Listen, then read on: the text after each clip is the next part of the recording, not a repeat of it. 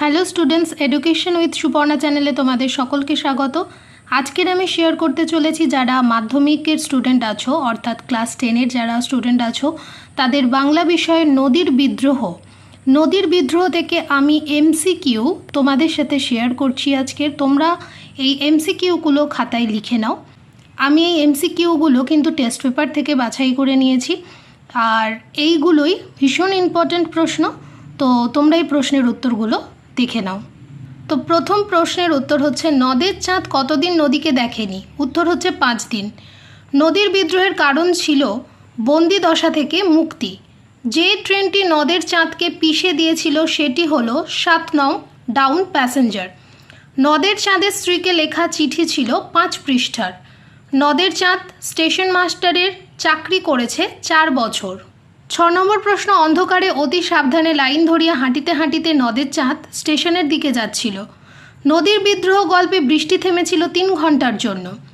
Station থেকে নদীর ওপরকার ব্রিজের দূরত্ব ছিল 1 মাইল। নদের চাঁদ ছিল একটি স্টেশনের স্টেশন মাস্টার। 10 নম্বর, মানিক বন্দ্যোপাধ্যায়ের প্রকৃত নাম প্রবোধ কুমার। আচ্ছা, এখানে আরও একটা কথা তোমাদেরকে বলি, যদি বলে নদের চাঁদ পেশায় কী ছিল, উত্তর হবে স্টেশন মাস্টার। 11 নম্বর, নদের চাঁদের বয়স কত? 30 বছর। নদীর জন্য ভালোবাসার পাগলামি নদের চাঁদকে কি দেয় না আনন্দ দেয়। বৃষ্টির সময় নদের চাঁদ একদৃষ্টে তাকিয়ে থাকতো নদীর জলের দিকে। নদের চাঁদ নদীকে মনে করত একটি জীবন্ত সত্তা। নদের চাঁদ নদীকে নতুন কী রূপে দেখেছিল? উন্মত্ত ও বিদ্রোহী। নদের চাঁদ কাকে চিঠি লিখেছিল? স্ত্রীকে। এতকাল নদের চাঁদ গর্ব অনুভব করিয়াছে। গর্ব অনুভবের কারণ নতুন রং করা ব্রিজ।